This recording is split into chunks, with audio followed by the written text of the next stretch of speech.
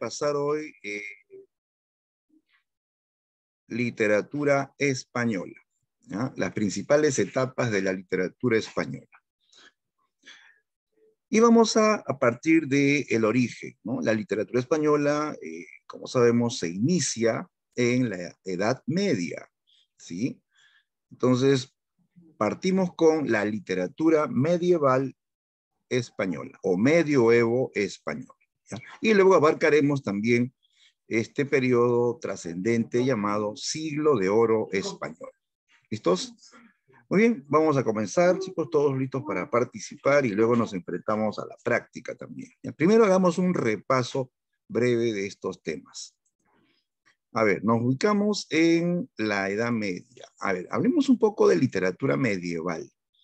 A ver, recordemos que la llamada Edad Media comienza en el siglo V, ¿no? Con la caída del imperio más poderoso de la antigüedad, ¿no? ¿Y cuál fue el imperio más poderoso de la antigüedad? ¿Ah? El imperio más poderoso de la antigüedad. Romano. El imperio romano, claro, el imperio romano, así es, muy bien. ¿Sí? Cae Roma, ¿no? Pero va a dejar una serie de herencias, ¿no? Entonces, que los romanos dejaron una serie de aportes. Por ejemplo, dejaron su lengua. ¿Qué hablaban los romanos? ¿Cuál es la lengua de los romanos? Latín. El latín, ¿no? El latín va a quedar como una herencia que se va a hablar casi en todos los países europeos y va a dar origen también a otras lenguas, ¿no? Las lenguas romances, ¿correcto? Como el castellano, ¿no? Bien, también recordemos que la Edad Media va a estar marcada por un sistema, ¿no? Un sistema económico muy propio de esa época, ¿no? El llamado feudalismo, ¿no? ¿Sí?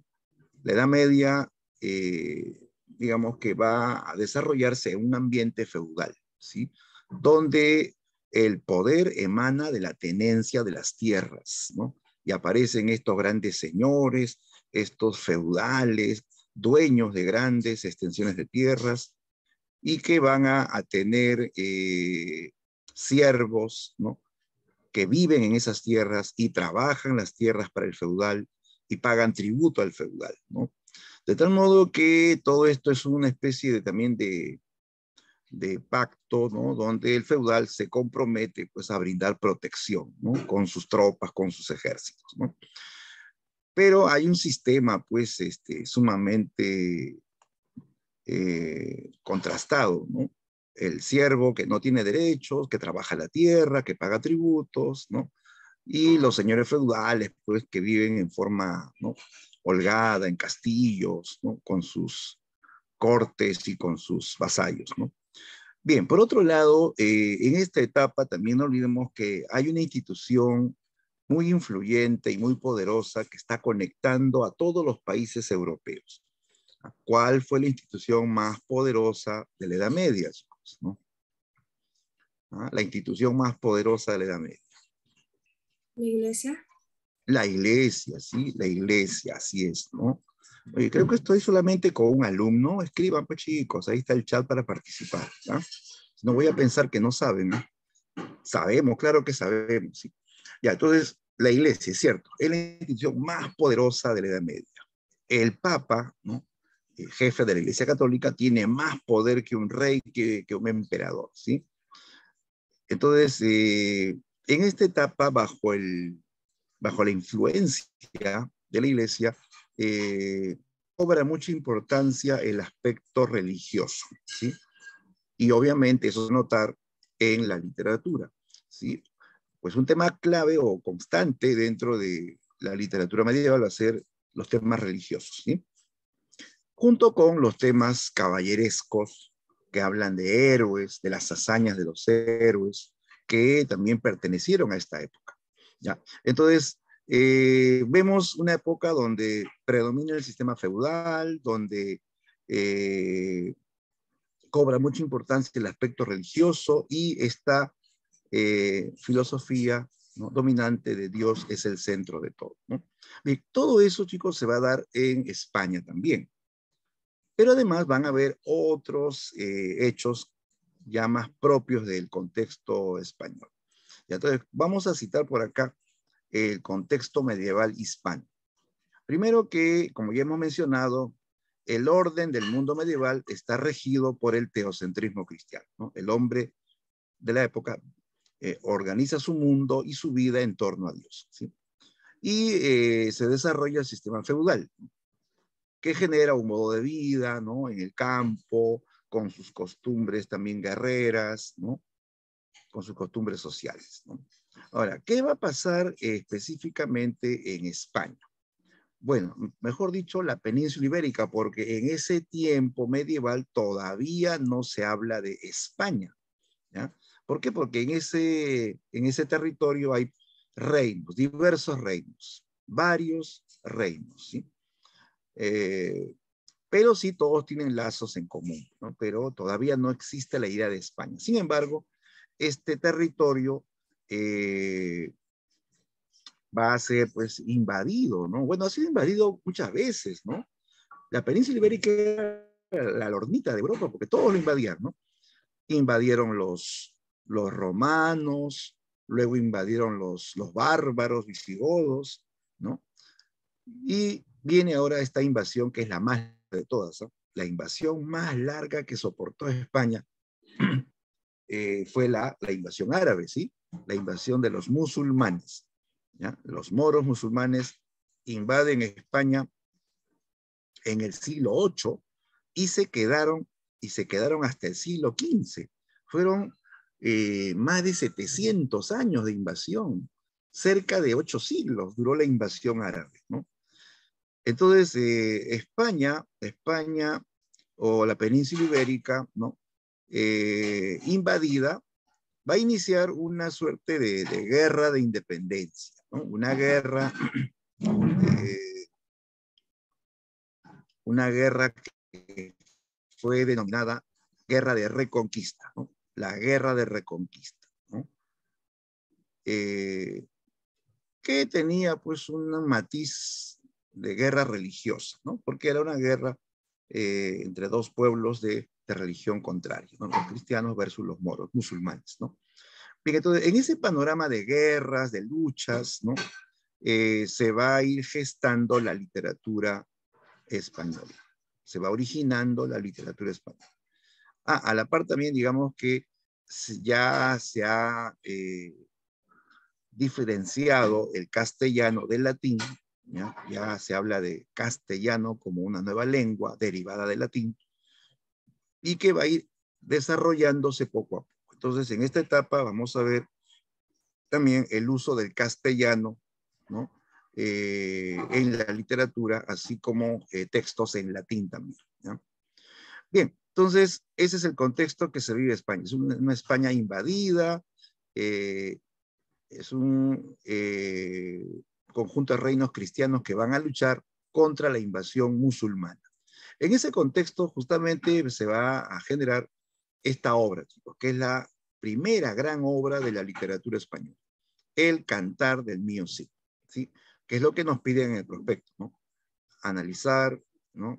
Valorar el Cantar del Mío Cid. ¿Listo? Bien, entonces vamos a ir a ese punto. Para hablar del Mío Cid, nos ubicamos en el siglo XII, ya, siglo XII. En el siglo XII se va a desarrollar un periodo literario conocido como Mester de Juglaría, ¿ya? Mester de Juglaría. Mester significa oficio, trabajo, ¿no? Y juglaría es una derivación de juglar, ¿sí? Recuerda que los juglares eran estos poetas populares, ¿no? Que iban a las calles, a las plazas, a los mercados, ¿no? A narrar hazañas de héroes, ¿no? ¿Ya? Entonces, en el siglo XII aparecen juglares en toda Europa, en España, Francia, Inglaterra, Alemania, Rusia, ¿no? Entonces, a ese periodo se le llama Mester de Juglaría, que se traduce, ¿no? En general como oficio del juglar, ¿ya? Oficio del juglar. Ahora, ellos van a componer obras épicas, ¿no? para cantar hazañas de héroes guerreros, ¿no? De esa época, ¿no? De la Edad Media, ¿no? Héroes que luchaban en nombre de un rey, en nombre también de una nación, ¿no? ¿Cómo se llaman, chicos, esos relatos épicos que hablan de héroes medievales? ¿Ah? ¿Cómo se llaman? A ver, ¿quién lo dice? Cantares de gestas. Así es, muy bien, los cantares de gesta, ¿ya? Los juglares van a componer cantares de gesta, ¿ya? Y recuerda que los cantares tienen rasgos, pues, en común, ¿no? Todos los cantares tienen rasgos en común. El cantar del Mío Cid, el cantar de Roldán en Francia, el cantar de los Nibelungos en Alemania, el de Igor en Rusia. Todos hablan de héroes guerreros que van a participar en batallas, en grandes luchas, ¿no? Esa es una primera característica, ¿no? La temática heroica guerrera, ¿no? ¿Qué más? ¿Qué otras características en común tienen los cantares de gesta? A ver, menciona una característica constante de los cantares de gesta. Métrica.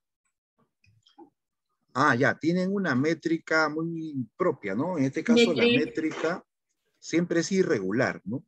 O sea, la medida del verso, porque todos los cantares se escriben en verso, siempre las medidas son irregulares, o sea, de diferentes tamaños. Hay versos de 10 sílabas, de 15 sílabas, 18 sílabas, 20 sílabas. O sea, se combinan versos de diferentes medidas. Eso es la métrica irregular. Muy bien. ¿Qué más? A ver, ¿se conocen los autores? No, pues no, como dice Lice, muy bien. Todos son anónimos. Claro, todos son anónimos. Ah, y todos se transmiten en forma oral. Exactamente. Los cantares de gestas son narraciones populares que se transmiten en forma oral. Claro, ten en cuenta que el juglar va pues a las calles, a las plazas, ¿no? Y transmite la historia hablando, ¿no? A un pueblo que es pues en general analfabeto, ¿no? Entonces el juglar le tiene que contar la historia, ¿no? Recitando, ¿no? En forma oral, ¿sí? Bien, entonces, por aquí, resumiendo la idea, los juglares van a componer cantares de gesta, ¿no? Que son textos épicos que cantan las hazañas de algún héroe guerrero, ¿sí? Estos son difundidos en forma oral, correcto, por los juglares en las calles o plazas para el pueblo. A veces también los juglares van a los castillos y van a deleitar a los nobles. Pero generalmente este juglar es un poeta popular, ¿no? Que va hacia el pueblo. Bien, en este periodo de los juglares, siglo XII, aparece el poema del Mío Cid, ¿ya? A esta etapa pertenece el poema del Mío Cid, que es la primera gran obra de la literatura española. Ahora, ya, profesor, ¿fue la primera obra que se compuso en España? Bueno, en realidad no es la primera, porque antes que el Mío Cid existió una composición de menor, digamos, trascendencia. Se compuso un siglo antes, ¿ah? En el siglo XI, lo voy a escribir acá, se compusieron unos poemas que son denominados jarchas, las jarchas, ¿ya? Las jarchas eran poemitas, poemas muy breves, de 3, 4, máximo 5 versos, ¿no? De tema amoroso, ¿no? Y escritos en un dialecto del castellano, llamado mozárabe, ¿ya? Por eso le llaman las jarchas mozárabes. El mozárabe es un dialecto del castellano donde el castellano está combinado con voces árabes, ¿ya? Con voces árabes. ¿Ya? Entonces, esto fue anterior al Mío Cid, las jarchas mozárabes, pero son poemas tan sencillos, tan breves y de poca trascendencia que pues Se le cuenta como una primera manifestación literaria en España, pero comparado con el mío, sí, pues el mío sí definitivamente tiene mayor trascendencia, porque el mío sí es una obra nacional, es una obra que representa al pueblo español, ¿no? En ese contexto de la guerra contra los musulmanes, ¿no? Entonces, digamos, el poema mío sí es la primera gran obra de la literatura española, o también le dicen el primer monumento de la literatura española, ¿sí? Y por algo le llaman primer monumento, ¿no? A cualquier obra no se le llama monumento literario, ¿no? Muy bien. Entonces vamos a incidir en el poema del Mío Cid, o el cantar del Mío Cid. Ya, a ver, primero, ya sabemos que esta obra pertenece al género épico, ¿sí? Porque narra una historia, narra hechos. Especie cantar de gesta, por todo lo que ya se dijo, porque es anónimo, porque es de transmisión oral, de tono popular, ¿no? De tema heroico, guerrero, ¿no? Es un cantar de gesta propio del pueblo español, ¿ya? Escrito en romance castellano, ya no en mozárabe como en la jarcha, sino en romance castellano, ¿no? Ahora, sabemos también que esta obra, como todos los cantares, es de autor anónimo, ¿ya? Anónimo, pero se debe asociar al oficio de los juglares, ¿sí? Y aquí se añade pues esta teoría muy aceptada del erudito español Ramón Menéndez Pidal, ¿ya? Que es el máximo estudioso de esta obra. Ramón Menéndez sostiene que esta obra fue compuesta por dos juglares, ¿ya? Un primer juglar compone la obra en el año 1120, siglo XII, y le da un estilo muy histórico, ¿no? Con un lenguaje, digamos, rudo, ¿no? Sin muchas gallas literarias. Y luego ya 20 años después, en el año 1140, un segundo juglar va a reconstruir la obra y le va a añadir elementos más novelescos, o sea, más insólitos, más increíbles, ¿no? Y le da un lenguaje también un poco más elevado, ¿no? Entonces, el proceso sería, pues, producto de dos autores o dos juglares, ¿ya? Dos juglares, ambos anónimos, ¿ya? Ambos anónimos. Ahora, la obra va a ser conocida gracias a una copia. Una copia, o también le llaman códice, ¿ya? Una copia escrita por Pere Abad, ¿ya? Pere Abad escribió el manuscrito más antiguo, ¿no? De el Cantar el Mío Cid, ¿ya? Pero esto que él escribió no es el original, es una copia, ¿ya? Es una copia de un original que se ha perdido, que se ha destruido, ¿ya? Menos mal que Pere Abad hizo una copia. Y esto que él hizo, esta copia, es lo más antiguo que existe del Cantar el Mío Cid, ¿ya? Esta copia, que está hecha a mano, porque en esa época no hay imprenta, todo se escribía a mano, se conserva, ¿no? ¿Ya? Esta copia es lo más antiguo que existe del Cantar el Mío Cid. Ahora, esta copia que quedó guardada durante mucho tiempo, se va a ir pues también, digamos, mutilando, se va a ir deteriorando, o se cree que alguien también le arrancó algunas hojas, de tal modo que esta copia fue hallada incompleta, ¿ya? Y tuvo que ser completada por otro intelectual, el estudioso Tomás Antonio Sánchez, ¿ya? Que también va a estudiar la obra. Él halló la copia de Pere Abad y como la encontró incompleta, le faltaban varias hojas, él la va a completar con pasajes de la crónica de los 20 reyes de Castilla, ¿ya? Porque ten en cuenta que este personaje, este héroe, existió en la vida real. A él lo citan en crónicas, en libros de historia, ¿no?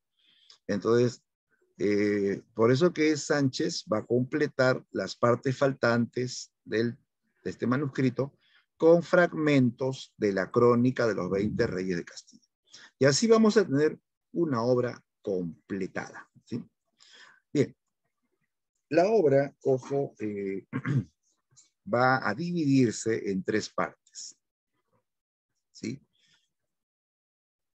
Y cada parte va a trabajar un aspecto relacionado con el tema central. Todos sabemos que el tema central en esta obra es el honor, ¿sí? El eje temático es el honor,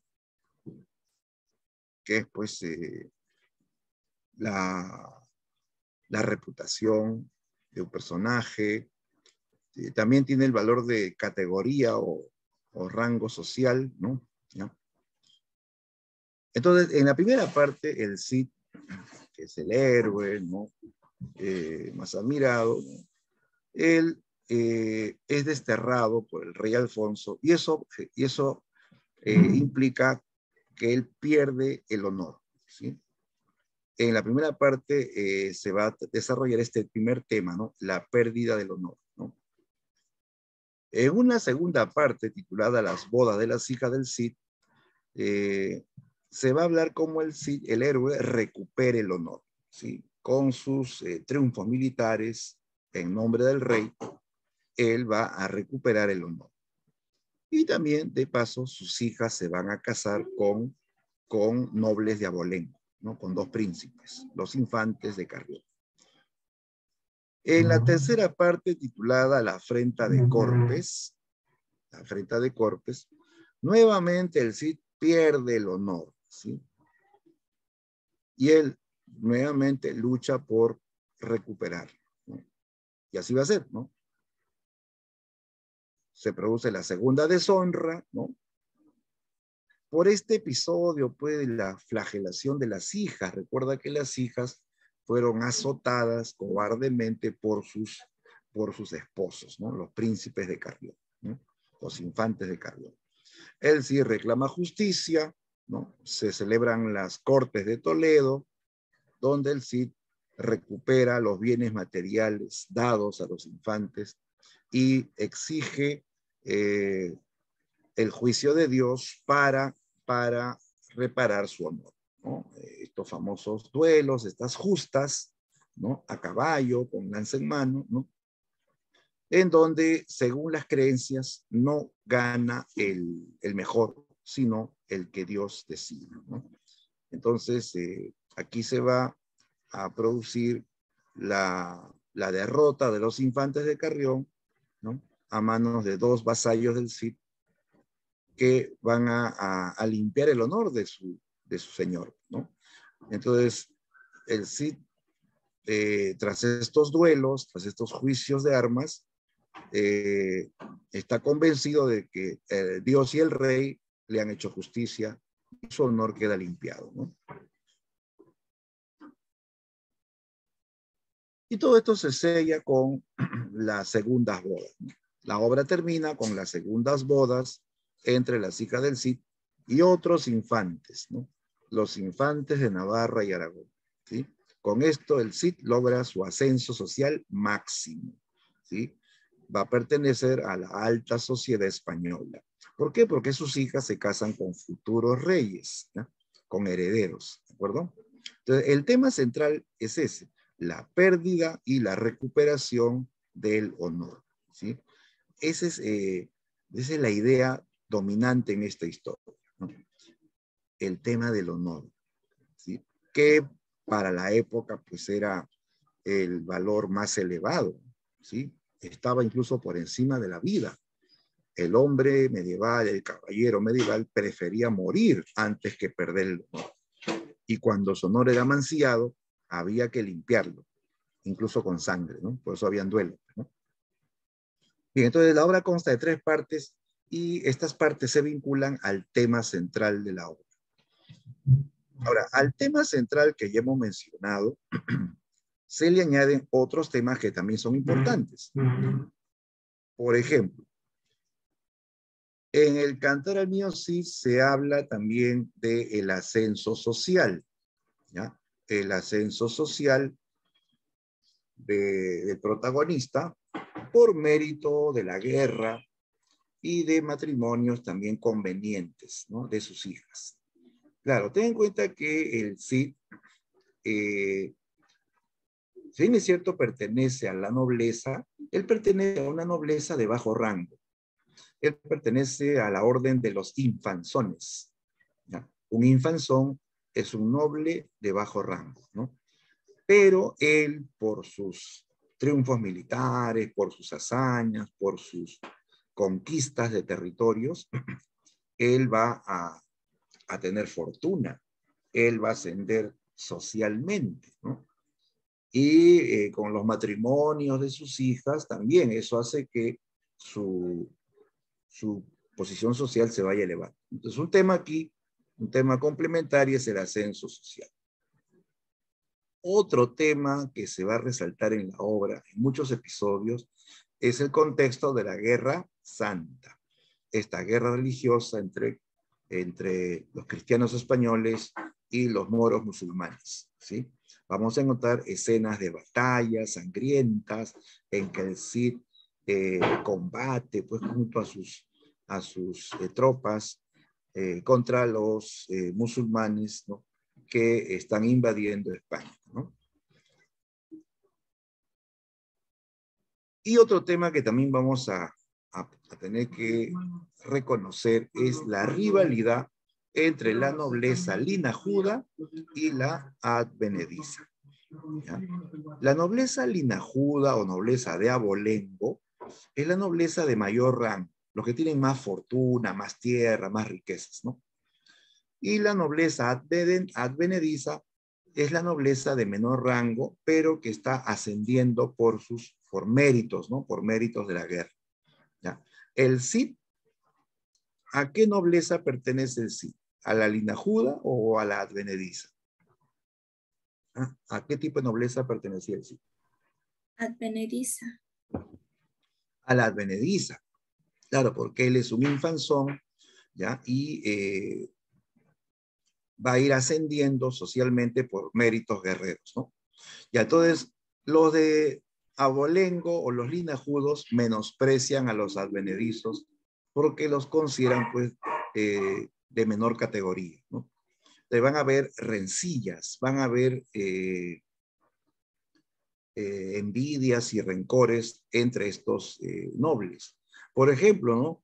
García Ordóñez, ¿sí? García Ordóñez es un conde de la nobleza linajuda. Él siente envidia del Cid, porque el Cid es un hombre que por sus hazañas y sus virtudes es muy admirado por todo. Hasta el mismo rey pues lo admira muchísimo, ¿no? Entonces,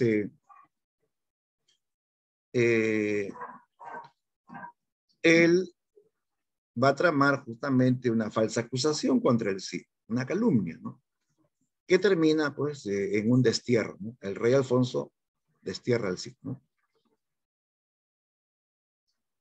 Después también, cuando ya se casan las hijas del Cid con los infantes de Carrión, los infantes de Carrión son también de la nobleza linajuda, ¿no? ¿No? Y tú recordarás que estos infantes, pues, a pesar que son nobles, ¿no? Instruidos en las armas, ellos son cobardes, ellos no combaten, no luchan, siempre se esconden, siempre huyen, siempre dicen pretextos para no combatir, ¿no? Todos los ven como cobardes. Al Cid lo admiran y a los infantes los ven como cobardes. Entonces, estos infantes que van a ser muchas veces avergonzados por su propia cobardía, nota cómo ellos humillaron a las hijas del Cid para vengarse de él, ¿no? Para vengar las supuestas vergüenzas, ¿no? Azotaron a las hijas, ¿no? Todo esto tiene que ver pues con rivalidades, con enconos entre nobleza linajuda y nobleza advenediza, ¿no? Bien, entonces son temas complementarios. Podríamos añadir también el tema de la lealtad, la lealtad del súbdito al soberano. Claro, por ejemplo, el Cid es una encarnación de la lealtad absoluta. Fíjate, en el momento en que el rey lo destierra, el Cid, él no se rebela ante el rey, él acata la orden, ¿no? Dice que sus enemigos, ¿no?, lo han perjudicado, ¿no?, y han provocado que el rey lo destierre, pero él va a luchar por reparar su honor. Pero ojo que él no se revela, él podría rebelarse, porque él es un guerrero muy diestro, tiene tropas y todo, pero él no se revela, es leal. Hasta el final se mantiene leal. Hasta le manda regalos al rey. Estando desterrado, le manda trofeos, le manda caballos, ¿no?, le manda armas. Y entonces eh, se muestra leal.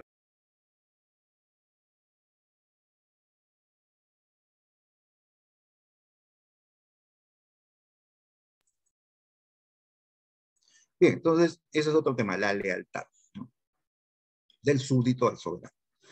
Bien, eh, ahora, eso es en cuanto a la temática, ¿no?, al contenido. Ahora, chicos, pregunto, algo que ya dijimos al comienzo, ¿cómo está escrita la obra? ¿En verso o en prosa? ¿Ah? ¿Cómo está escrita la obra?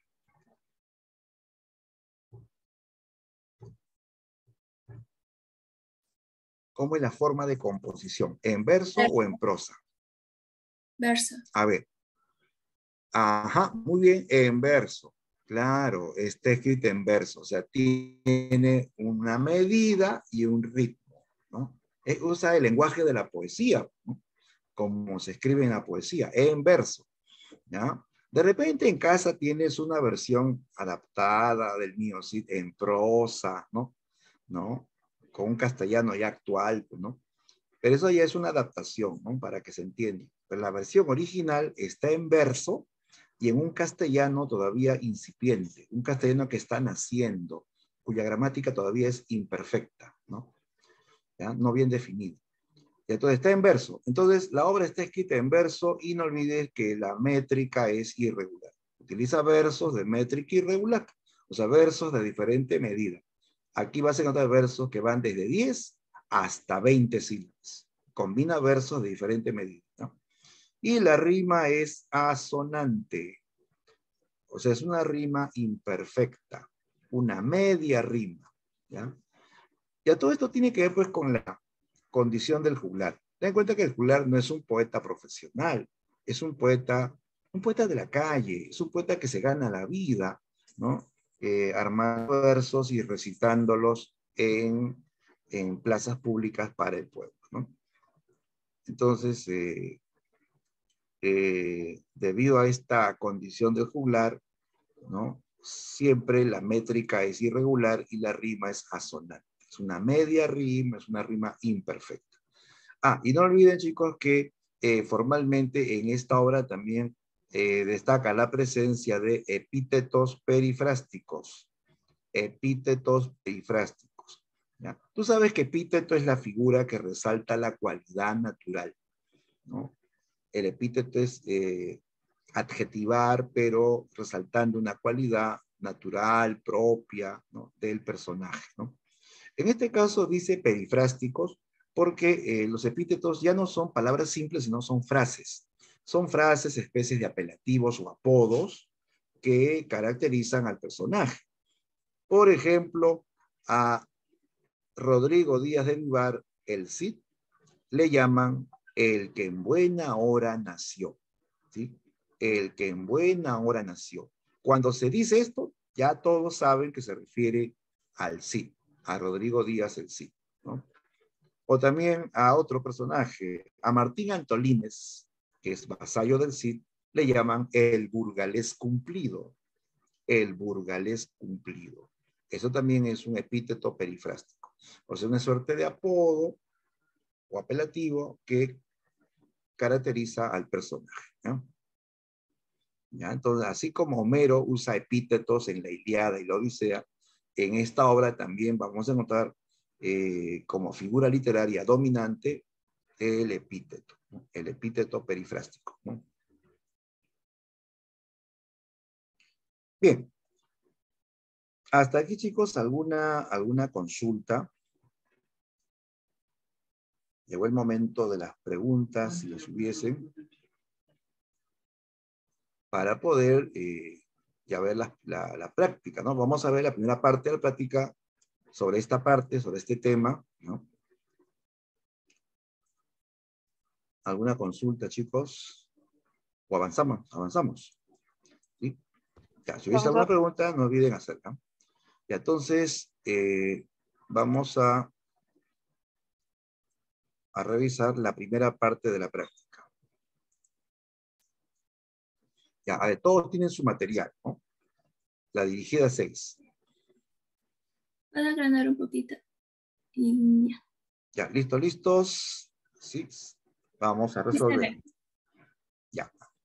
La primera pregunta dice, respecto a los géneros literarios cultivados en la Edad Media, señale la afirmación correcta sobre los géneros literarios. A ver, el Cantar de Roldán es la máxima expresión lírica de su época. ¿Es lírica? No, pues tú sabes que los cantares de gesta pertenecen al género épico. ¿No? Épico, esto es falso. No es lírico, es épico, ¿no? La B, los trovadores del sur de Francia originan la poesía épica. A ver, ¿qué tipo de obras crearon los trovadores? ¿O qué género desarrollaron los trovadores? ¿Épico o lírico? ¿Qué género? Claro, los trovadores son poetas líricos. Los trovadores son aquellos que compusieron poesía amorosa, ¿ya? Esta llamada poesía de amor cortés, o sea, la poesía amorosa en el ámbito de la nobleza, entre las damas y los caballeros de las cortes, ¿sí? ¿Ya? Pero no son épicos. Acá dice que ellos crearon poesía épica, eso es falso, ¿no? La C. Ya, nos quedan dos, la C o la D. A ver, ¿qué dicen ustedes? ¿Cuál es la respuesta ahí? Ya hemos descartado la A y la B, ¿cierto? ¿Cuál es la respuesta final entonces? ¿La C o la D? Bien, claro, es la D, ¿no? ¿Por qué se descarta la C? Tradición románica. Dice aquí la Y composición de trovadores. cantares de gesta de la tradición románica, no dice romántica, románica, corresponde a los trovadores. Trovadores, no. ¿Saben cuando dice tradición románica? No tiene que ver con romántico, se refiere a que estos textos van a ser compuestos en lenguas que derivaron del latín de los romanos, o sea, en lenguas romances, en castellano, en francés, ¿no?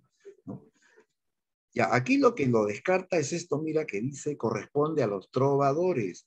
¿Trovadores? ¿Los cantares de gesta fueron compuestos por trovadores? No, los cantares de gesta fueron compuestos por juglares, ¿sí? Juglares. Los trovadores hablan de amor, los juglares hablan de héroes guerreros, ¿sí? Por eso se descarta la C. Ya, entonces, la clave correcta está en la D, que dice que en la narrativa destaca Giovanni Boccaccio, autor del Decamerón. Claro, Boccaccio es una figura de la etapa medieval también, de la última fase de la Edad Media, y él es autor del Decamerón, que como todos recordarán es un conjunto de cuentos, es un libro de cuentos, ¿no? Llenos de humor y erotismo, y todos estos textos corresponden a la narrativa. Ojo, también se puede decir épica, no hay problema, épica o narrativa. Ya que para San Marcos la narrativa está incluida en la épica. Ya, entonces, sí es correcto decir que en la narrativa destacó Giovanni Boccaccio con su libro El Decamerón, ¿no? Ya, entonces, de la pregunta, conclusión, los cantares de gesta son textos épicos compuestos por juglares, ¿sí? Los trovadores van a desarrollar poesía lírica de tema amoroso, ¿no? ¿Sí? Ya, pregunta 2. Dice, de la siguiente lectura, que es fragmento del Cantar del Mío Cid, señale qué idea se desprende respecto de los géneros literarios desarrollados en la Edad Media. A ver, Mío Cid campeador hacia la puerta cabalga. Cuando se ven asaltados, los hombres que la guardaban, mucho miedo le tuvieron. Déjanla desamparada. De la ciudad por las puertas ya el campeador se entraba. En la mano mío Cid desnuda lleva la espada. Y a 15 mató de moros que a su paso se encontrara. A Castejón ha ganado con todo el oro y la plata. Ya cargados del botín, sus caballeros llegaban. Déjanselo a mío Cid, que no lo aprecien nada. Mientras iban los 203 hombres de la vanguardia, corriendo tierra sin miedo, y muchos las saqueaban. Aquí, como se ve en este castellano todavía antiguo, se habla de cómo el Cid está atacando, está conquistando ciudades, ¿no? Mata moros, todos le tienen miedo, gana riquezas, ¿no? ¿Sí? Ya a ver, según lo leído, y vamos a verificar las alternativas. Ahí están las 4 alternativas. ¿Cuál de estas es una idea que se relaciona con el género de esta obra? A ver, ¿qué dicen, chicos? Dado.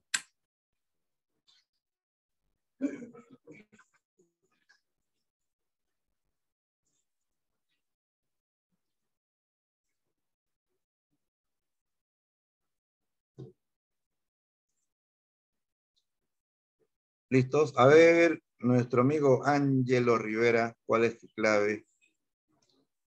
Ángelo, estás atento, ¿no? ¿Cuál es tu clave, Ángelo? Estamos en la 2, ¿eh? Pregunta 2.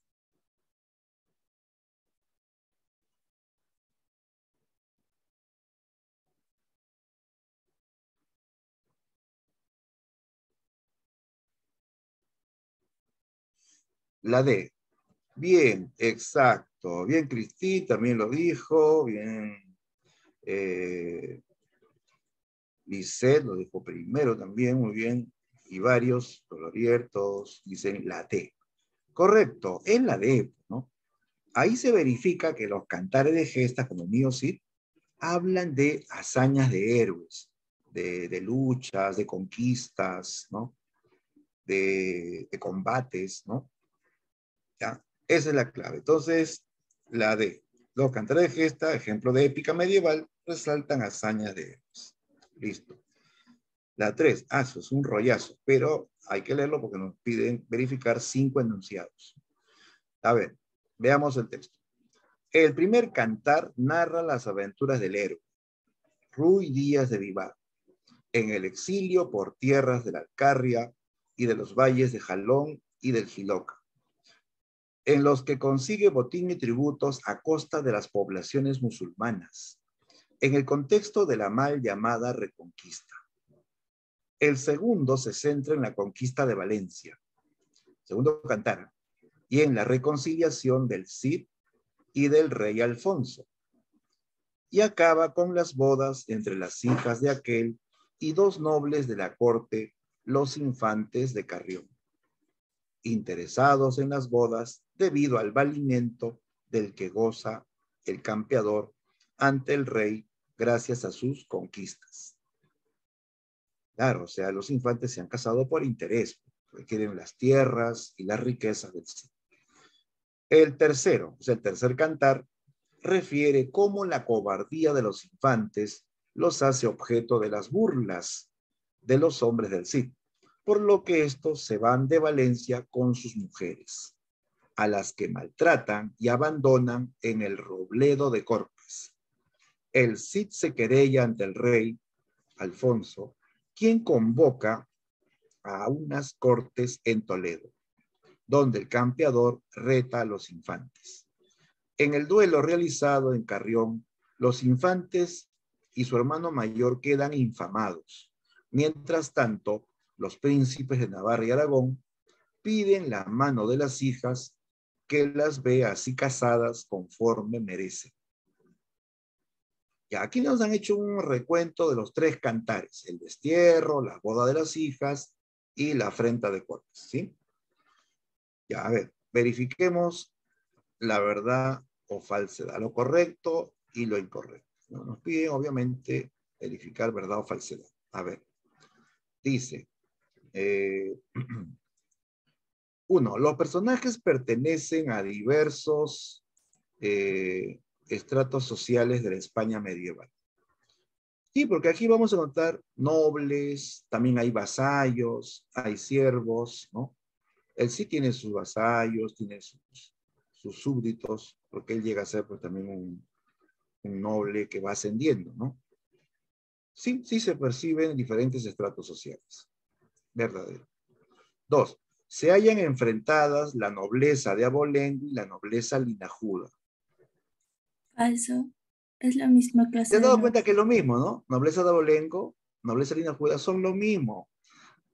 Claro, es falso porque la idea lógica sería que hay conflicto entre nobleza de Abolengo y nobleza advenediza, ¿no? Advenediza, ¿no? La 3. El enfrentamiento por razones religiosas es también uno de los temas desarrollados. ¿Sí o no? Claro, la Guerra Santa o la llamada Guerra Santa es una guerra entre pueblos de religiones distintas, ¿no? ¿Sí? Es correcto esto. ¿El Cid pertenece a la nobleza linajuda?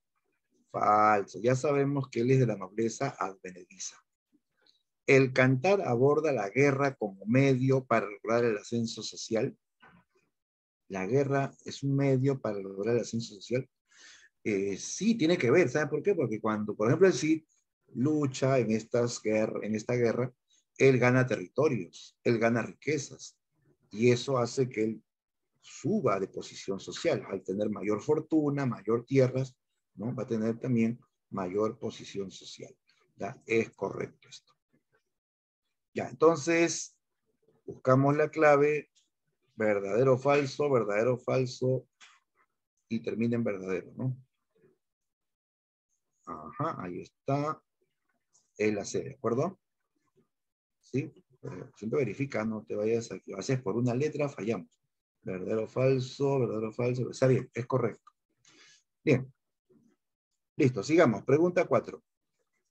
Sobre el argumento de la primera parte del Cantar del Mío Cid, señale los enunciados correctos. La primera parte, ¿eh? Dice, el rey encierra al Cid porque éste se adueñó de las parias reales. ¿Es verdadero o es falso? Encierra, no lo encierra, lo destierra, o sea, lo expulsa del reino de Castilla. Debido a que al Cid lo acusaron falsamente de haberse apropiado de las parias, o sea, los tributos del rey, ¿no? Ya, pero no es encierra, es destierra en todo caso. 2. Sus vasallos leales lo siguen al destierro. Esto sí es cierto. El Cid no se va solo, ¿eh? Claro, no se va con su familia porque no puede llevar a su familia a territorio invadido, pero sí, sus vasallos leales le van a seguir, ¿no? Álvar Fáñez lo auxilia en Burgos. A ver, esta es la ciudad donde el Cid fue rechazado. Sí, cuando él es desterrado, ¿no? Él va a padecer hambre, va a padecer frío, no tiene dónde dormir, ¿no? Él llega con sus hombres a Burgos, que es la primera ciudad donde ellos llegan, y todos le cierran las puertas. Nadie lo pudo ayudar, porque el rey había enviado una carta donde decía que aquel que le dé comida o posada al Cid perdería sus bienes y hasta sus ojos. Por eso nadie se atrevió a ayudar al Cid, ¿no? Entonces, cuando dice Álvar Fáñez lo auxilia, eso es falso. Álvar Fáñez va a ser un vasallo que acompaña al Cid desde el comienzo. Él es su brazo derecho, ¿eh? Él es su brazo derecho. Álvar Fáñez, también apodado Minaya. Minaya. Ya, pero acá dice Álvar Fáñez lo auxilia en Burgos. Falso, ¿no? 4. La familia se reúne a orillas del río Tajo.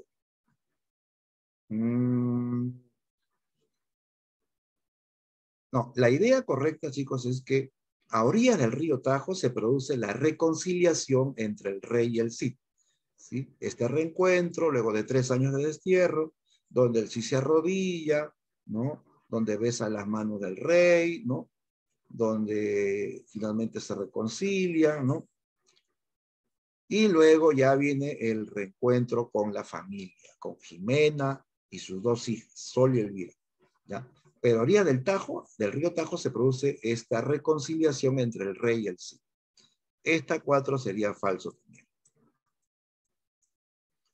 5. El rey recibe esclavos moros y caballos como tributo que le ofrece el Cid. Falso. Ya. Si tú lo lees así de manera muy apresurada, vas a decir, esto debe ser cierto. Pero no, mira, no es cierto que el Cid entrega esclavos moros al rey. Él le da regalos, caballos, trofeos, incluso tesoros, pero no le da esclavos moros. El Cid es un hombre que no esclaviza. Incluso a los prisioneros de guerra, él los deja en libertad. Los deja en libertad, no los esclaviza, ¿no? Todo esto de esclavos moros es falso. Ya, entonces la respuesta final era falso, verdadero. Ahí está la C, ¿no? La respuesta final es la C. Listo.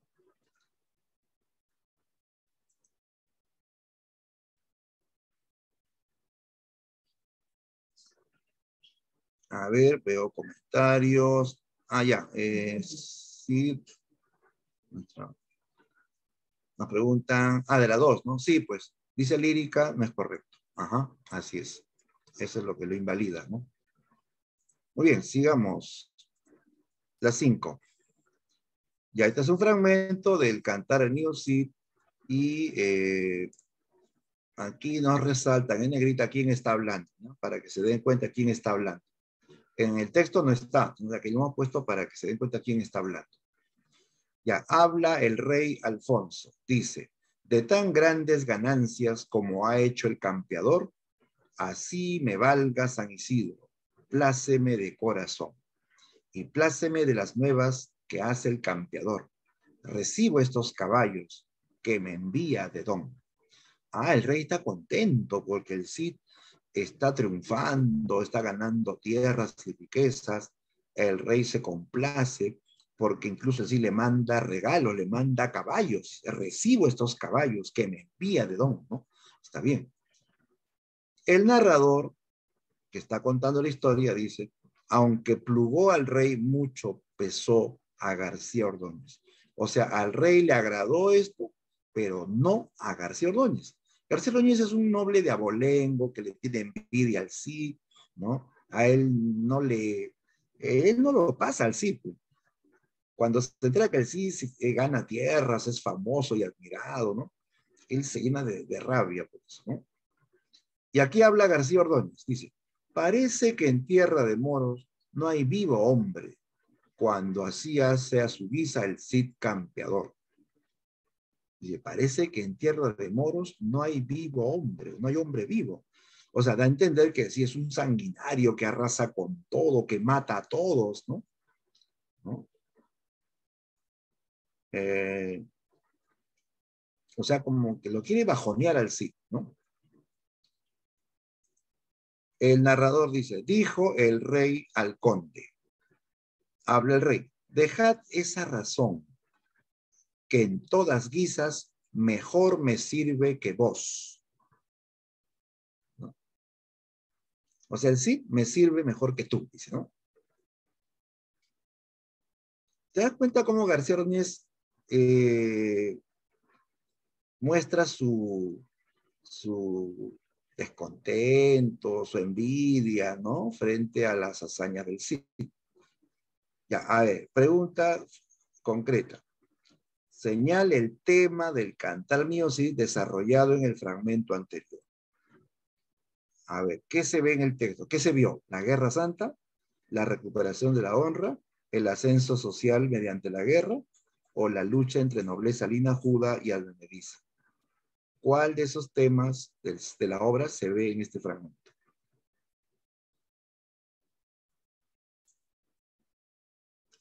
A ver, ¿qué marcarías? Estamos en la 5. ¿Ah?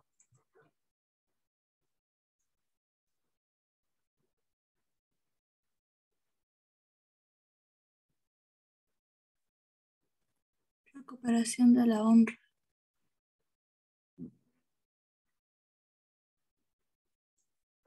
Ya, a ver, veo aquí respuestas variadas. Algunos me dicen que puede ser la B, otros la C, la D, ¿no? Ya, aquí solamente vemos un diálogo entre el rey y García Ordóñez, ¿no? Donde el rey comenta, pues, que el Cid ha ganado tierras, riquezas y le manda regalos, ¿no? Le manda regalos que él los recibe con agrado, ¿no? El tal García Ordóñez, ¿no? Trata de minimizar o menospreciar estos logros, viendo que el Cid no deja hombre vivo cada vez que ataca, cada vez que arrasa. Y eso no corresponde, pues, supuestamente a un buen cristiano, porque aquí se habla de un pueblo español cristiano, que es piadoso, que hace guerra por necesidad, pero que no debería, pues, ser sanguinario, ¿no? Como acá lo dice, que no deja ni un hombre vivo, ¿no? Y al final, el rey, pues, como le dice, en medio de todos tus razonamientos, el Cid me sirve mejor. Eh, Recuperación de la honra sería el hecho de que él, mediante una acción, logra de que su categoría y su rango quede limpio, ¿no? Pero aquí todavía, ojo, en esta parte todavía el rey no lo ha perdonado, pero sí se complace de que sí esté triunfando, ¿no? El ascenso social, todavía, bueno, si bien es cierto, sí gana batallas y gana caballos y armas, ¿no? Todavía no logra su ascenso social. El ascenso social lo logra cuando el rey le entrega las tierras, le entrega el título y casa a las hijas con príncipes. Ahí su categoría o su honra se eleva, ¿no? Lo que vemos aquí simplemente es esta rencilla que hay, estos rencores que hay entre los nobles de Abolengo y los nobles advenedizos como el Cid. ¿Ya? La mejor respuesta, chicos, es esta. Ya se nota aquí estas rencillas, estos rencores que hay de los nobles de Abolengo contra el Cid, que es un noble advenedizo, ¿no? Ya, esa es la clave.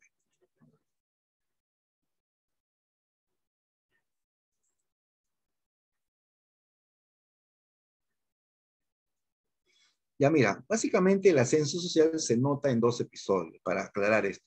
Se nota cuando el Cid eh, recibe Valencia como señorío de parte del rey y sus hijas se casan con príncipes. Ahí logra el ascenso social.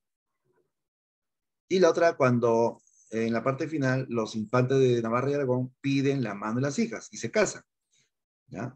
Cuando las hijas se casan por segunda vez, eso sería el ascenso social máximo, porque las hijas se casan con futuros reyes. ¿Ya? Para que sea Guerra Santa tendría que haber un texto donde hay batallas, donde hay enfrentamientos, duelos sangrientos, ¿no? Esa es la guerra, ¿no? El contexto de la guerra. Bien, vamos ahora, chicos, a revisar el tema de el siglo de oro. Ya hemos comentado la literatura medieval española con el mío sí. Vamos ahora al segundo punto.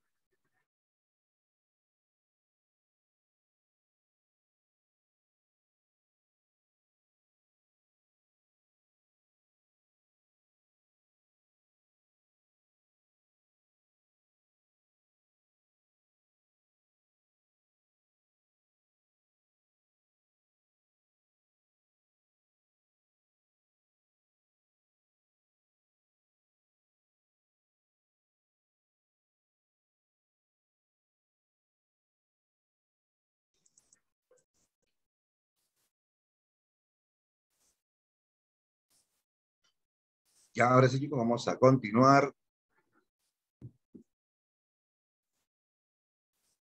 la segunda parte, ¿no?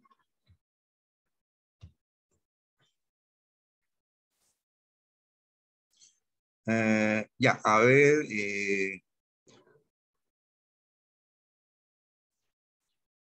Miriam, un favor, me falta, para poder compartir Sí, como nos profe, ya envía. está. Ahora sí. Ah, ya está, ahora sí. Listo. Ya, entonces vamos a la segunda parte. El tema del siglo de oro español. ¿Ya? Luego de esta primera etapa medieval en España, viene ahora el siglo de oro español. ¿Ya? A ver, ya vino anteriormente esta pregunta, ¿no? ¿Por qué la denominación de siglo de oro español? ¿Ya? Y hay que aclarar que cuando dice siglo de oro, no es literalmente un siglo. Siglo de oro es una frase hecha, es una frase, eh, digamos, que tiene una connotación de época de apogeo, época de esplendor, época de gran brillo, de gran desarrollo, ¿sí? La mejor época en todo caso, la mejor época. Estamos hablando, chicos, entonces de la época del esplendor cultural de España, que se desarrolla en el siglo XVI hasta el siglo XVII. Fueron 2 siglos de esplendor cultural. Ahora, cuando dice esplendor cultural, se refiere a este brillo simultáneo de la literatura o de todos los géneros literarios de este periodo. Brilla la poesía, brilla la novela y brilla el teatro, ¿sí? Nunca como antes se reúnen grandes, talentosos escritores de las letras hispanas, ¿no? ¿Sí? De la época de Garcilaso, de Luis de Góngora, de Fray Luis de León. En novela destacó Cervantes, Francisco de Quevedo también. En teatro tenemos a Lope de Vega, a Calderón de la Barca, a Tirso de Molina, aparte grandes pintores, escultores, ¿no? Entonces, una época de esplendor cultural, ¿ya? Que abarca, repito, 2 siglos, 2 siglos. Fueron 2 siglos de esplendor cultural para España. Y todo esto va de la mano también con un apogeo político y económico, ¿sí? Político y económico. Claro, España en esa época ya es un imperio, tiene colonias en los 5 continentes, principalmente en América, ¿no? Ya tenía el virreinato del Perú, ya tenía el virreinato de México, y por historia tú sabes pues que estas colonias le proporcionaban a España grandes riquezas, ¿no? Oro, plata, ¿no? Metales preciosos iban de América a España en barcos, ¿no? Entonces, España tiene un apogeo político, económico, y todo esto va a ir de la mano también con un apogeo cultural. Bien, a ver, por acá nos indican características de este siglo de oro español. Ya, primero, el siglo de oro atraviesa 2 periodos sucesivos. El Renacimiento y luego sigue el Barroco, ¿sí? Primero el Renacimiento en el siglo XVI y luego se desarrolla el Barroco en el siglo XVII, ¿sí? En esta etapa, los autores valoran mucho la cultura grecolatina. Sí, claro, sobre todo los autores del Renacimiento son muy allegados, muy apegados a la cultura clásica. Ellos leen la filosofía, la mitología, la literatura de los clásicos griegos y romanos. Mayormente los latinos, ¿no? Porque el castellano derivaba del latín, entonces había más apego con la literatura latina. Pero tú sabes que los latinos o romanos copiaron a los griegos, o sea que al final heredan tanto la cultura griega como la romana, ¿no? Bien, en esta etapa se va a producir un gran desarrollo de la lírica, o sea, la poesía, la dramática, o sea, el teatro, y la narrativa, ¿sí? O sea, brillan todos los géneros del momento, ¿sí? Ahora, en poesía, ojo aquí, se van a cultivar tópicos renacentistas. ¿Ya? Esto de aquí es importante. Los tópicos de la poesía renacentista. O sea, los temas que se van a cultivar en la poesía del Renacimiento. ¿Cuáles son? Ahí está, primero tenemos el tema del amor, el amor con todos los efectos que conlleva. O sea, el amor a veces te hace feliz y a veces te hace sufrir, ¿sí o no? Claro, Si ese amor no es correspondido, ¿no? Causa sufrimiento. Entonces, aquí se habla del amor y sus efectos, ¿no? Cuando el amor es correspondido, el personaje está feliz, incluso la naturaleza aparece hermosa, ¿no? Porque es así, cuando uno está enamorado, cuando uno es correspondido, uno lo ve todo perfecto, ¿no? Todo maravilloso. Y cuando no es correspondido, cuando sufre de amor, todo te parece gris, todo te parece cruel. Incluso la naturaleza parece pues así, toda lúgubre, las hojas de los árboles se caen, los ríos aparecen turbios, hay neblina, en fin, ¿no? O sea, una naturaleza más triste, digamos, ¿no? Entonces, el amor va a tener una serie de efectos en los personajes y la naturaleza. Otro tópico del Renacimiento es el carpe diem, ¿sí? Clásico tópico que viene de la literatura latina, ¿no? El carpe diem. ¿Qué era el carpe diem? ¿Ah? A ver quién lo dice. ¿Qué es el carpe diem?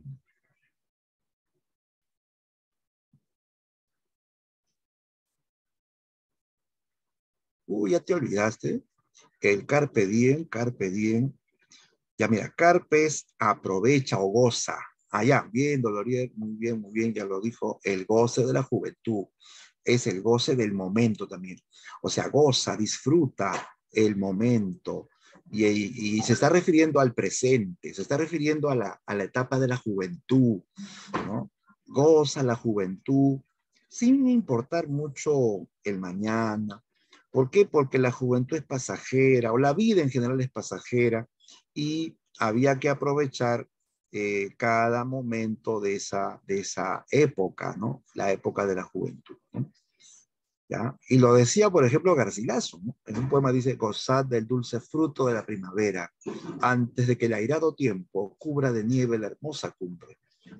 Con un lenguaje metafórico está diciendo, goza la juventud, antes que el tiempo llene tu cabeza de canas, ¿no?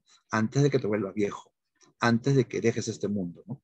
Ese es el carpe diem, goza la juventud, goza la vida, ¿no? Otro tópico es el lugar ameno, o también se dice locus amenus. Lugar ameno consiste en idealizar la naturaleza, idealizarla, o sea, presentar la naturaleza como un espacio muy hermoso, muy placentero, ¿no? Entonces es describir la naturaleza, es mencionar a la naturaleza como un espacio, repito, muy bello y placentero, ¿no? Ahora, otro tópico parecido, pero no igual, es el Beatus Ille. Beatus Ille consiste en elogiar la vida apacible del hombre en el campo, en la naturaleza, ¿ya?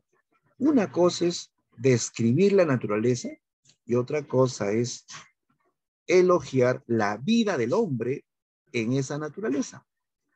Ya, primero, imagínate este paisaje, ¿no? Un río cristalino, árboles al pie del río, verde pasto, ¿no? Campos de flores, cielo azul, nubes blancas, cantos de pájaros en las copas de los árboles, ¿no? Eso es locus amenus, un paisaje placentero, agradable. Ahora, imagínate que tú vives en el campo y estás echado al pie de un árbol, junto al río, sobre el pasto, ¿no? Con un fresco viento, ¿no? Escuchando cantos de pájaros, ¿no? ¿Cómo te sientes? Feliz, descansado, tranquilo. Esa vida es tranquila. No es como la vida en la ciudad, que todo es agitación, la vida es acelerada, es ruidosa, ¿no? Eh, el Beatus Ille consiste en elogiar la vida apacible, tranquila, sencilla del campo, ¿ya? Bien, serían tópicos principales de la poesía renacentista, ¿de acuerdo? Bien, entonces vamos a justamente a valorar la poesía, que es el primer género que brilló en el siglo de oro, ¿ya? Luego vendría el brillo de la novela y el brillo del teatro, pero lo primero que brilló fue la poesía. Ahora, fíjate por acá, la poesía del siglo de oro se va a desarrollar en estos dos periodos que ya hemos mencionado, el Renacimiento y luego habrá poesía también en el Barroco, ¿no? A ver, en el Renacimiento va a destacar la escuela poética italiana, ¿ya? La escuela poética italiana. Van a haber otras escuelas como la salmantina, la sevillana. La más importante fue la italiana. O sea, entra a España la influencia de la poesía italiana, ¿no? Donde el gran modelo fue el poeta Francesco Petrarca, ¿no? Recuerda que Petrarca fue un poeta italiano que le cantó al amor en los tiempos finales de la Edad Media. Entonces, muchos van a seguir el estilo amoroso platónico de Petrarca. Van a cultivar el soneto que cultivó Petrarca. En España todos querían ser Petrarca, ¿no? El más notable poeta de este Renacimiento y sobre todo de esta escuela italiana fue el poeta Garcilaso de la Vega. Garcilaso de la Vega. ¿Cómo le llamaban a Garcilaso? A él le llamaban precisamente el Petrarca español, ¿ya? El Petrarca español, porque él sigue el estilo de Petrarca en su poesía, ¿ya? Sobre todo el tema del amor platónico y el uso del soneto vienen de la influencia de Petrarca, ¿no? Ahora, ¿por qué es importante Garcilaso? Garcilaso es el gran renovador de la poesía española, porque hasta ese momento la poesía española era muy tradicional. Desde la Edad Media se escribían versos octosílabos, se cultivaban los romances y las coplas, que eran especies propias de la poesía española. En cambio, Garcilaso hace triunfar moldes de la poesía italiana, como el verso al itálico modo. El verso al itálico modo. A ver, ¿a qué se refiere con verso al itálico modo?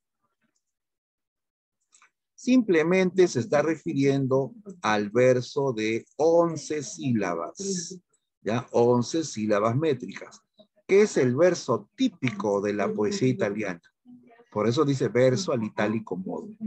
El verso endecasílabo, típico de Italia, ¿no? Típico de Italia. De Garcilaso hizo triunfar este verso, lo puso de moda en la poesía española. No fue el primero en utilizarlo, porque antes que él en la Edad Media, en la etapa final de la Edad Media, esto lo trajo por primera vez un poeta que era conocido como el Marqués de Santillana, ¿ya?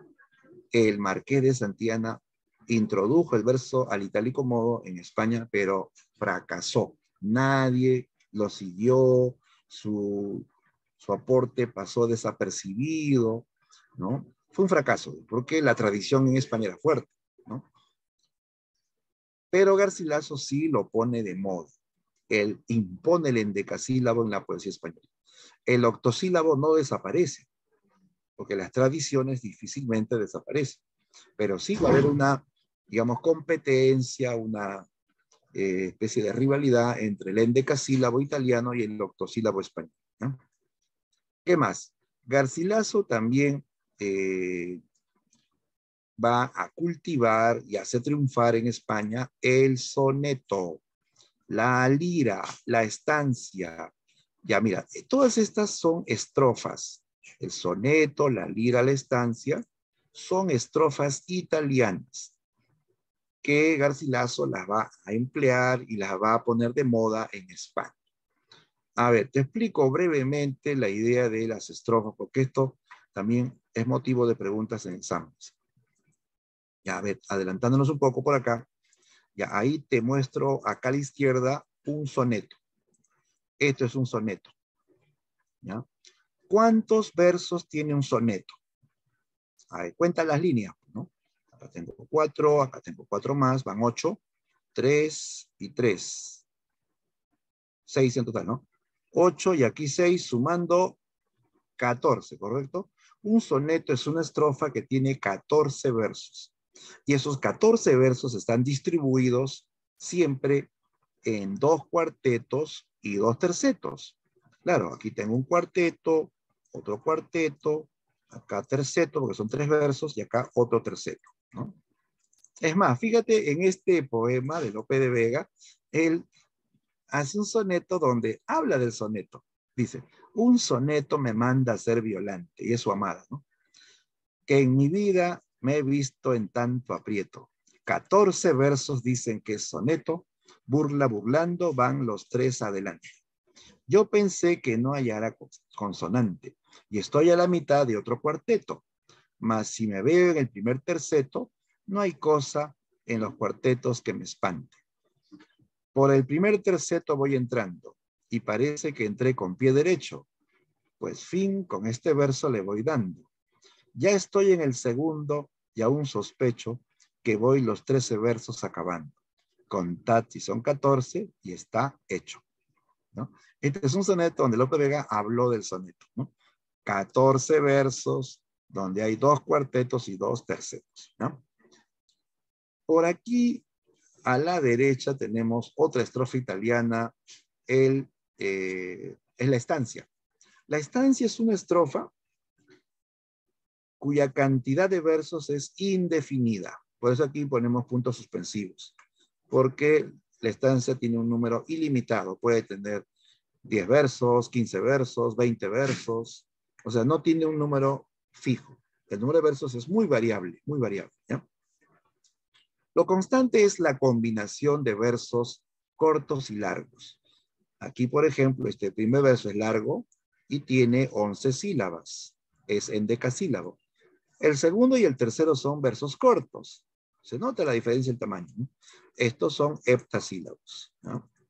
Por acá ves otro verso largo de 11 y estos cortos son de 7, ¿no? Entonces, una estancia es una estrofa de versos indefinidos donde se alternan endecasílabos y heptasílabos, ¿ya? Endecasílabos y heptasílabos. Por acá tenemos aquí debajo la lira. Fíjate la lira.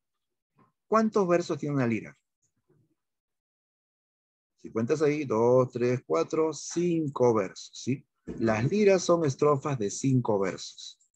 Y nota que hay 2 versos largos, el segundo y el quinto, que son de 11 sílabas, ¿no? En una lira, el segundo y el quinto verso son endecasílabos, de 11 sílabas. Mientras que los demás son versos cortos y tienen solamente 7 sílabas. 7, 7, 7. ¿Ya? A eso se llama lira. 5 versos, 2 de ellos endecasílabos y 3 endecasílabos. Perdón, 2 endecasílabos y 3 heptasílabos. ¿No? Muy bien. Esas serían algunas estrofas que Garcilaso utilizaba o que él aportó a la poesía española, ¿no? Aparte hay otras. El terceto que lo usaba Dante también lo usa Garcilaso. La octava real. ¿Cuántos versos tiene una octava? Obvio, profe, tiene 8, por eso se llama octava, ¿no? Y entonces, todas esas estrofas son importadas de Italia. Por eso digo, Garcilaso fue un renovador. Él italianizó la poesía española con estas estrofas y estos nuevos tipos de versos, ¿no? Bien, volviendo al punto de partida, entonces Garcilaso incorpora estas fórmulas italianas en la poesía española. Ahora, en cuanto a la temática, ¿de qué nos hablan los poemas de Garcilaso? Garcilaso es un poeta del Renacimiento, pues, ¿no? Él va a trabajar los tópicos renacentistas. Él va a cultivar el tema del amor, ¿no? Que se nota mucho en sus églogas, en sus sonetos también. El tema de la naturaleza. Hay una visión idealizada de la naturaleza. Él habla de la naturaleza como un lugar hermoso, perfecto, o sea, cultiva el tópico del lugar ameno, o locus amenus. Su poesía también habla del goce de la juventud, que es el tópico del carpe diem, ¿sí? Claro, el carpe diem. O sea, trabaja tópicos renacentistas. Ahora, de su obra se destaca esta composición titulada Églogas, las églogas de Garcilaso, ¿no? que es una composición lírica formada por 3 poemas. En total son 3 églogas, ¿ya? Que se designan con números romanos. Égloga 1, égloga 2, égloga 3. La más importante de ellas es la égloga 1, como señalamos acá. La égloga 1. Conocida también como égloga de Salicio y Nemoroso, ¿no? Aunque Garcilaso nunca le puso ese título, solamente égloga 1. Y ya por los personajes que presenta, ¿no? Se le conoce como égloga de Salicio y Nemoroso, ¿ya? Ahora, ¿qué es una égloga? Una égloga es un poema pastoril de tema amoroso, ¿ya? O sea, es un poema donde los personajes son pastores del campo y el tema que se desarrolla es el amor y sus efectos. Puede ser el desamor también, ¿no? ¿Ya? En este poema se habla de el pastor Salicio que ama a Galatea, pero Galatea no le corresponde. Galatea se va con otro pastor y Salicio se queda sufriendo. Por eso dice, oh, más dura que mármol a mis quejas, y al encendido fuego en que me quemo, más helada que nieve Galatea. Estoy muriendo y aún la vida temo, témola con razón, pues tú me dejas. ¿Te das cuenta? Ella lo deja, él la ama, pero ella es fría como la nieve. Claro, esa es una hipérbole, ¿no? Pero se nota que ella es bien, bien indiferente con él, no le corresponde, ¿no? Entonces, Salicio sufre de amor. Nemoroso es otro pastor que aparece en el campo solitario. Él vaga solo por el campo, está triste y dice que su amada Elisa está caminando por el tercer cielo.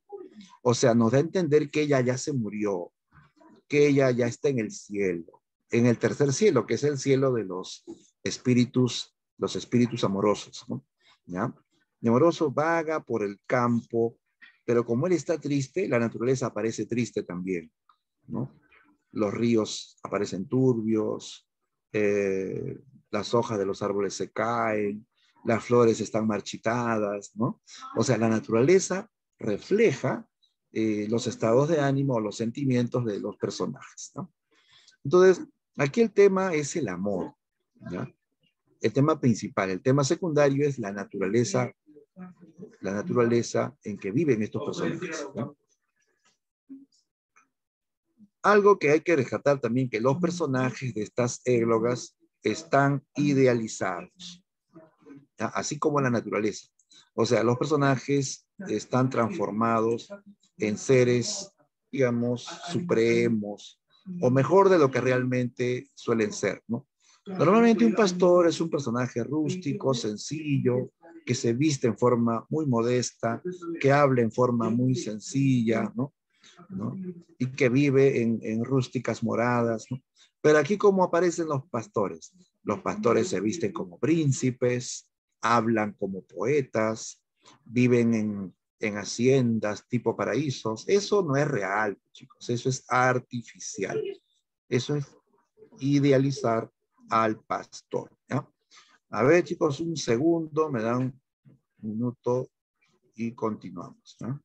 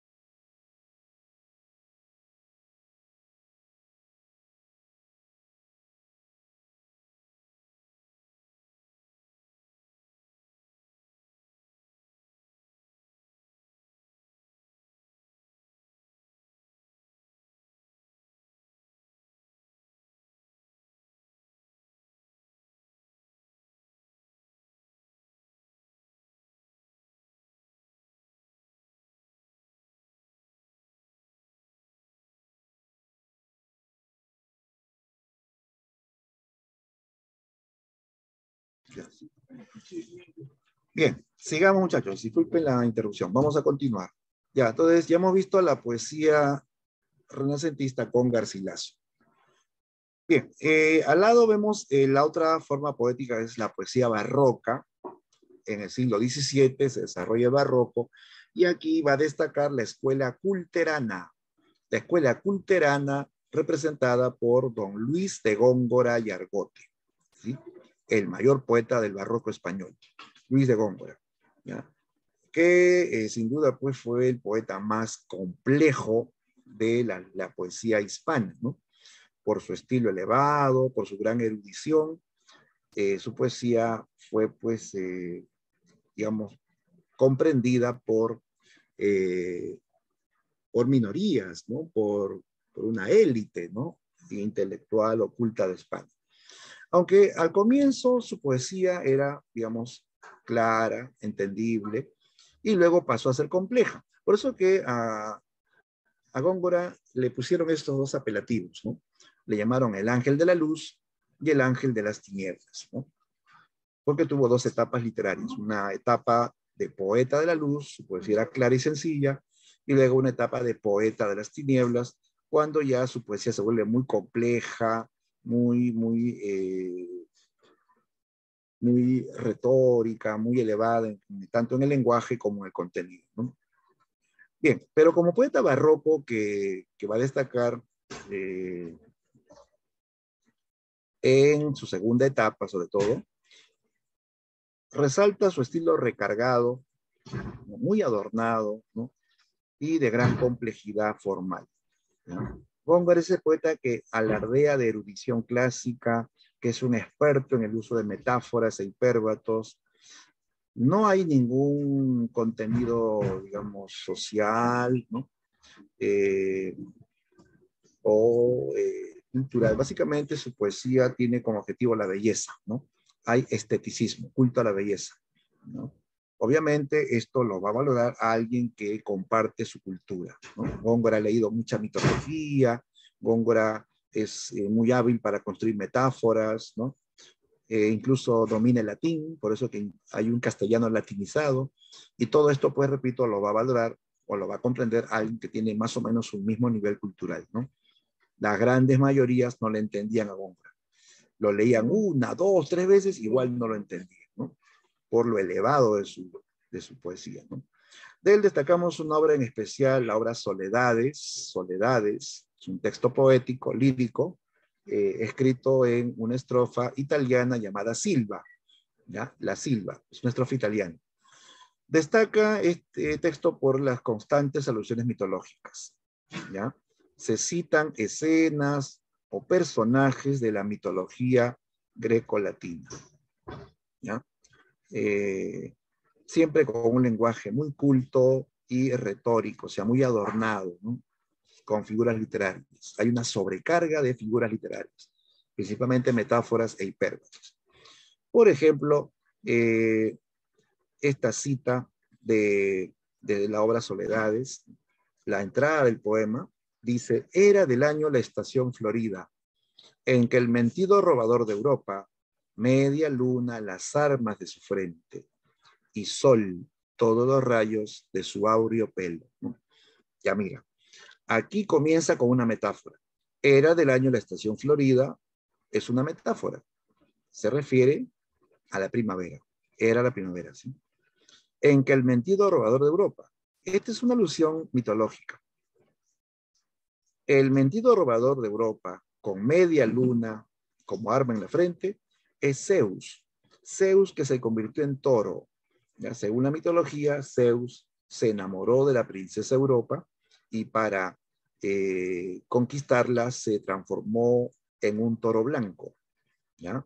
Ella queda fascinada con el hermoso animal, un toro blanco con pelos rubios, mansito, ¿ya? De tal modo que ella termina subiéndose al lomo del toro y el toro dice que va a sumergirse en el mar y la va a llevar hasta la isla de Creta, donde él recupera su apariencia real, el Zeus atlético, rubio, barbado, y la va a conquistar, ¿no? Entonces, esta cita se entiende cuando el lector sabe del mito entre Zeus y Europa. Media luna las armas de su frente es una metáfora de cuernos. Media luna las armas de su frente alude a los cuernos de este toro, ¿no? Es una metáfora de cuernos, ¿no? Bien, entonces, la poesía culterana implicaba cultura clásica, ¿no? Implicaba abundancia de figuras literarias, incluso de un castellano latinizado, ¿no? Era una forma poética muy, muy elitista, ¿no? Para minorías de la sociedad española. Listo. Bien, chicos, hemos hecho un recuento de la poesía del Siglo de Oro. Vamos ahora a revisar las preguntas de esta segunda parte.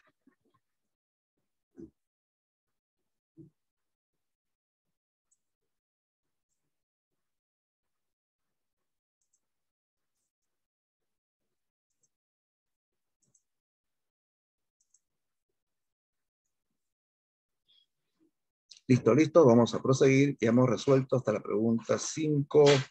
Ya, pasemos a revisar la pregunta 6.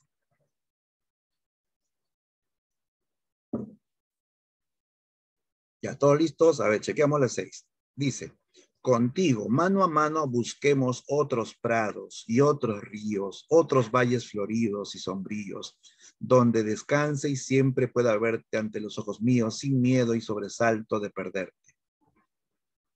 Mira, dice, contigo, mano a mano, o sea, tomado de la mano, pasemos por hermosos prados, por ríos, por valles floridos, donde haya sombra, donde podamos descansar y pueda verte ante los ojos míos sin miedo y sobresalto de perderte, ¿no? La pregunta es, ¿qué tema de los desarrollados durante el Renacimiento hispano se muestra en el texto anterior? ¿Qué tópico? ¿Será locus amenus, carpe diem, beatus ille, sic transit gloria mundi?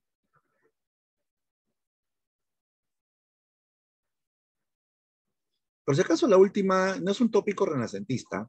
La D es un tópico medieval. Se refiere a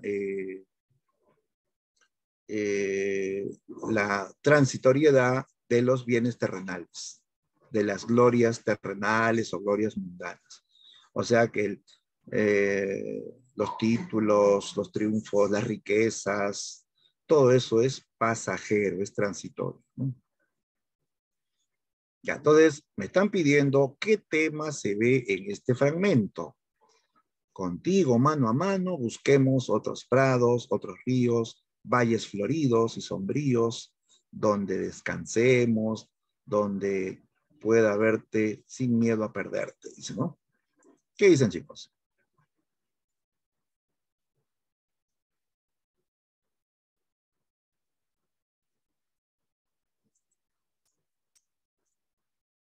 Mm, ya, mira, hay que también tener claro, para el que se cumpla el tópico, tiene que haber una intención del poema.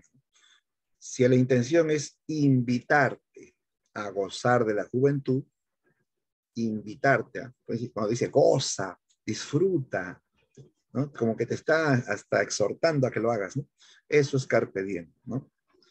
Goza la juventud. Locus amenus cuando te habla de una naturaleza hermosa, ¿no?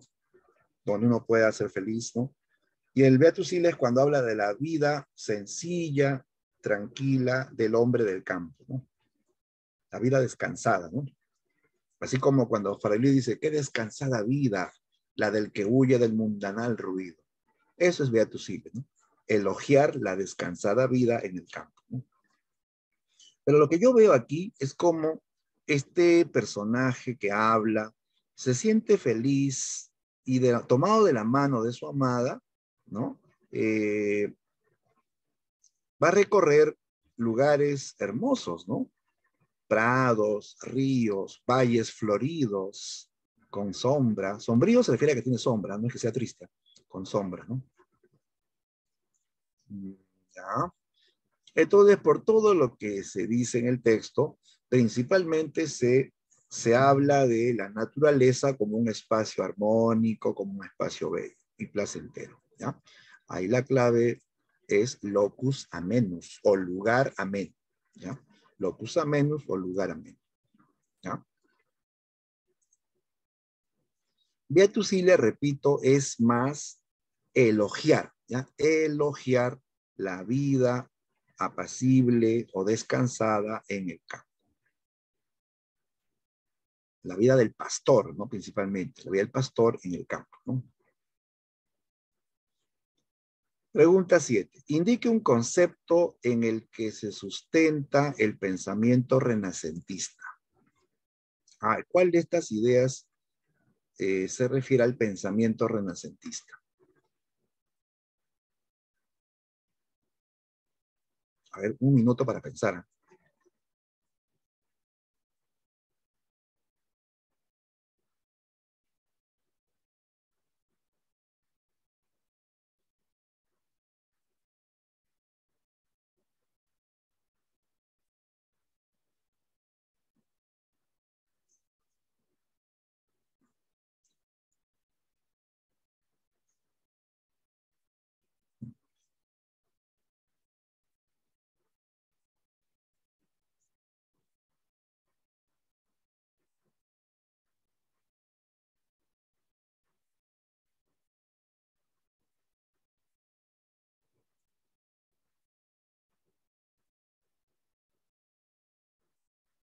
Ya, listo chicos, ¿qué dicen? Claves, estamos en las 7.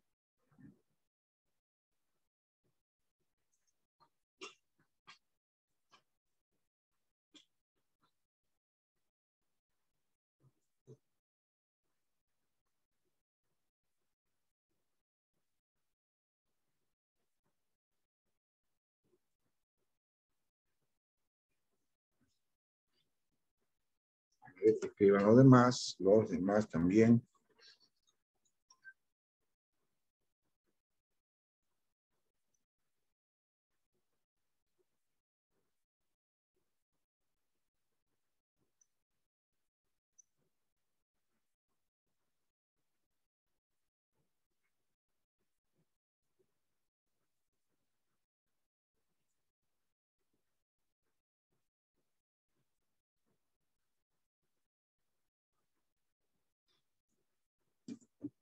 Ya, a ver, veamos la solución. Veo por ahí, algunos me dicen la C, por ahí la D.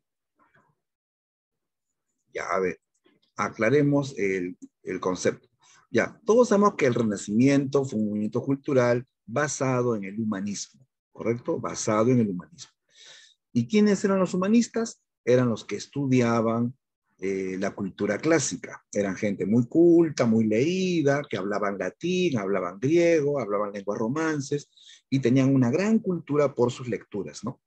Leían a filósofos, a poetas, a pensadores de la antigüedad. Ahora, los humanistas, por si acaso, no son ateos, ¿ah? Los humanistas eran intelectuales cristianos, ¿ya?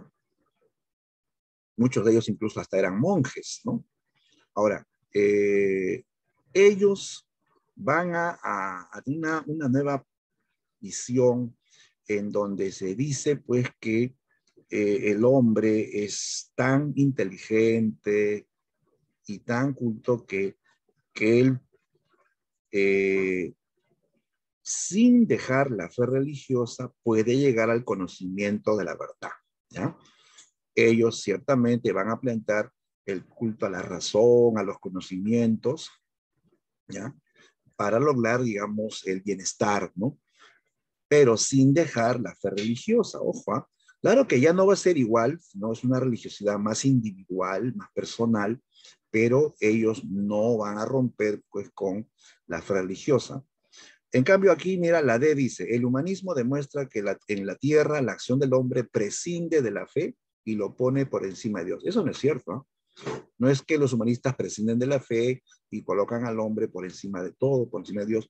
Es cierto que se valora al hombre, se valora la razón, pero sin dejar la fe religiosa, ¿ya? Entonces lo más preciso es la C, chicos, ¿no? ¿Ya? Es la C. Repito que los humanistas fueron intelectuales cristianos, pero que van a tratar de armonizar la razón y la fe, ¿ya? 8. Ya, es otro fragmento. A ver, ¿qué nos piden? nos dan el texto y dice, respecto a los versos citados del poema A la flor de nido del poeta Garcilaso, ¿cuál es la forma poética empleada? Allá, me están pidiendo qué estrofa o qué forma poética se ha empleado. A ver, observa el texto. ¿Cuántos versos tiene este texto?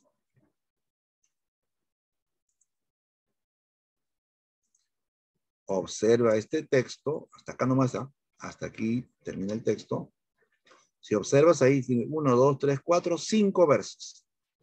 Y te das cuenta que hay 2 versos largos y 3 versos cortos. Jóvenes, ¿cómo se llama esa estrofa? Como bien, Lisset, correcto. Correcto, Milene, muy bien. Ya todos se dieron cuenta, ¿no? Eso es una lira, ¿ya? Lo que vemos ahí es una lira porque consta de 5 versos, 2 endecasílabos y 3 heptasílabos, ¿ya? Perfecto, respuesta la A de avión. La 9, pregunta 9. Dice, en relación con las estrofas empleadas durante la Edad de Oro, señale la descripción errada. Estrofas empleadas en la Edad de Oro, ¿no? Pero señale la errada, dice, ¿no? Soneto, versos en decasílabos, en 2 cuartetos de rima abrazada y 2 tercetos de rima en canal. Esto que está más, digamos, embrollado, pero está bien. Esa es una descripción del soneto. Octava real, 8 endecasílabos de rima alterna y monor. También es cierto. Romance. Un momento, chicos. Los romances son estrofas antiguas, o mejor dicho, medievales. Estas no son de la Edad de Oro, ¿eh? Estas vienen desde la Edad Media. Son estrofas tradicionales, son especies de poemas narrativos, o sea, son poemas que tienen una pequeña historia, ¿no? Con personaje y todo, ¿no? En versos octosílabos, ¿ya? Y rima consonante o rima perfecta. Ya, entonces aquí, primero, que el romance no es de la Edad de Oro. Segundo, no corresponde la descripción o definición, ¿ya? La respuesta, entonces, era romance, clave C, ¿ya? Listo, la C. Ya, a ver, vamos terminando. La última pregunta. 10. Que no le enturbie el pecho de los soberbios. Grande es el estado, ni del dorado techo se admira, fabricado del sabio moro en jaspe sustentado. No cura ni la fama, canta con su voz nombre pregonera, ni cura ni encarama la lengua lisonjera, lo que condena la verdad sincera. ¿Qué presta mi contento si soy del vano dedo señalado? Si en busca si en busca de este viento, ando desalentado con ansias vivas, con mortal cuidado. Oh monte, oh fuente, oh río, oh secreto seguro deleitoso, roto casi el navío, a vuestro almo reposo, huyo de acueste mar tempestuoso.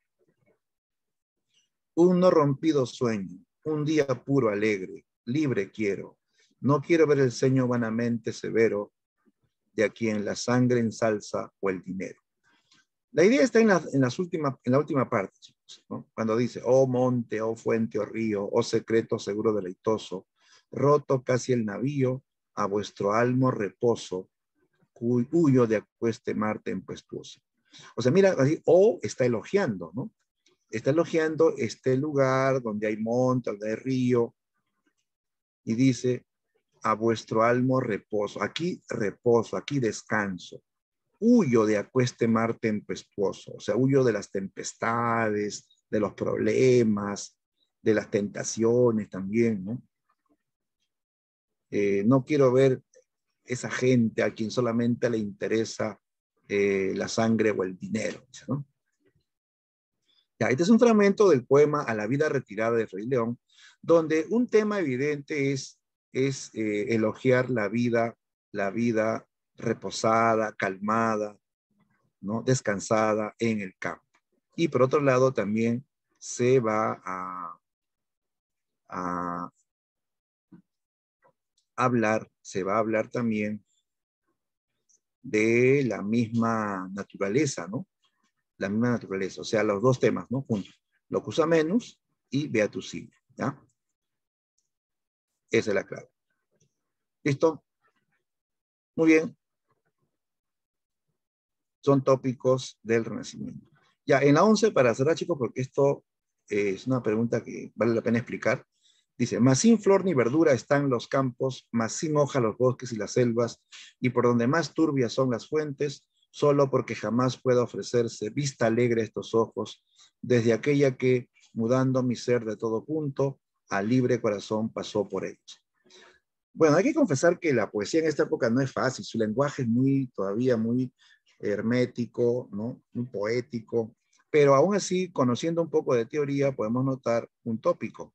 Dice, no hay flor, o sea, sin flor ni verdura están los campos. Verdura se refiere al color, al verde. O sea, las flores y los campos están sin color verde. Sin hojas los árboles. Las fuentes están turbias, las fuentes de agua están turbias. ¿Saben por qué las fuentes están turbias? ¿Por qué los árboles están sin hojas? ¿Por qué las flores se han marchitado?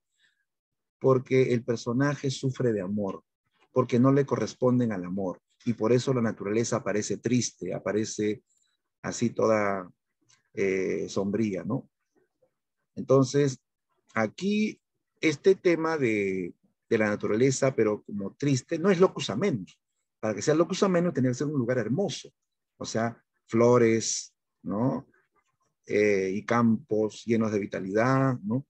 Ríos cristalinos, eso sería locus amenus. Pero aquí habla de que el río está turbio, que las flores marchitadas, se descarta locus amenus. Se descarta carpe diem porque no habla de gozar la juventud. Destino no habla de destino. Aquí el tema está vinculado al amor no correspondido. Y por eso que la naturaleza aparece triste, ¿ya? Clave la C. Ya chicos, les dejo las demás preguntas. Ahí están preguntas para resolver en casa y al final también sus claves correspondientes, ¿ya? Ya, en la 12, me olvidé la clave, en la 12 se refiere a la escuela conceptista, ¿no? Cuando trabaja varios significados y hay anfibología, o sea, doble sentido, eso caracteriza a la escuela poética conceptista, ¿no? Listo. Bien, jóvenes, ya nos hemos pasado unos minutos y con esto estamos concluyendo ya la sesión de hoy.